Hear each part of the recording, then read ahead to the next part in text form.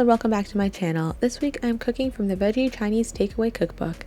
I'll leave it linked down below if you want to go ahead and check it out.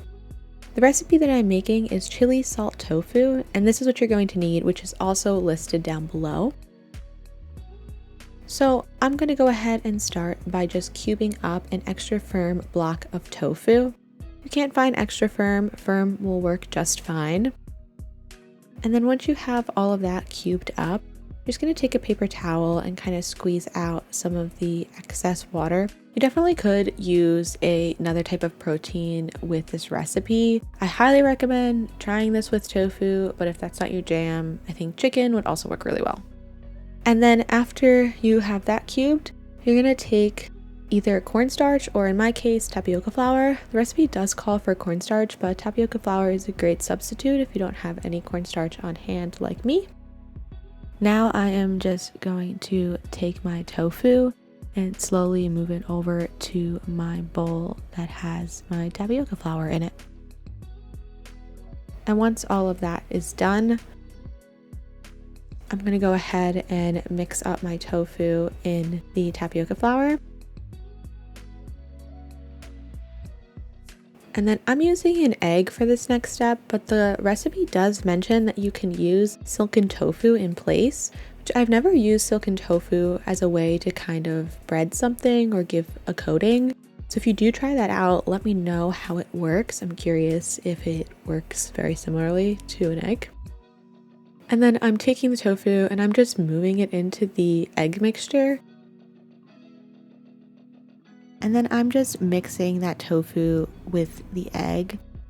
And once it's incorporated and gets this kind of, eggy color, eggy coating on the outside, I'm taking the rest of my tapioca flour and I'm just making the biggest mess as I go ahead and mix it.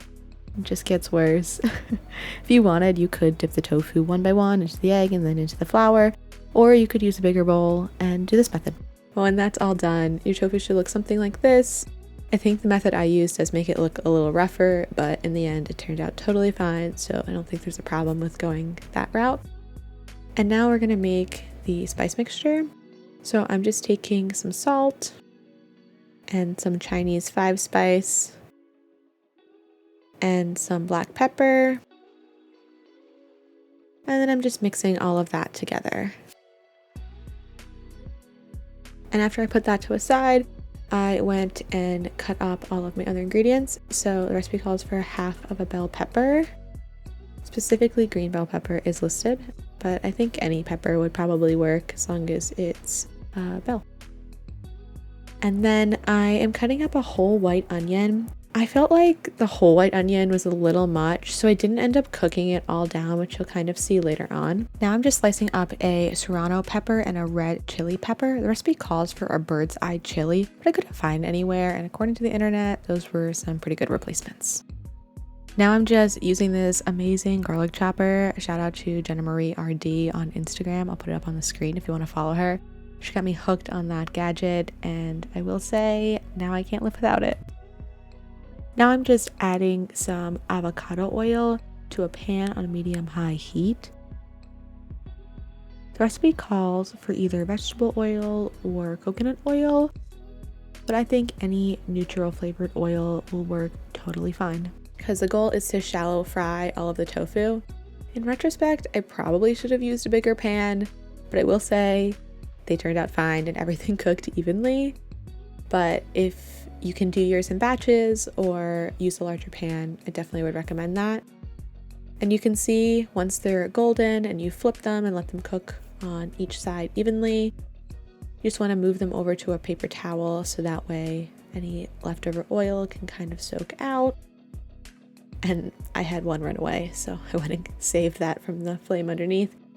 You can see how crispy these turned out. I was very impressed because I felt like it was super easy just to toss everything in a bowl and then into a pan. And now I'm adding the onions and the peppers, and you can see I left about half or a quarter of the onion off because it just felt like it was too much. And while I'm letting that fry down for just a minute or two, I then decided to add the garlic in, and I'm just cooking that down. You can see the onions are just starting to get translucent, and when they're pretty much cooked, I decided to add the tofu back in. You just want to mix the tofu around with the peppers and onions so the flavors mix. And this is when that spice mixture comes back into play. So you just toss that spice mixture in with everything. Now I will say, up until this point, I felt like the tofu was kind of bland, but once you add the sesame oil and that spice mixture, oh my goodness, it has so much flavor and it's super spicy once the chilies marinate with everything, and it is delicious. Now all that is left is to plate your tofu. I paired mine with some steamed bok choy. If you want to check out this cookbook, it's linked down below. And don't forget to subscribe to my channel and comment down below what cookbooks you want me to check out next. Thanks for watching.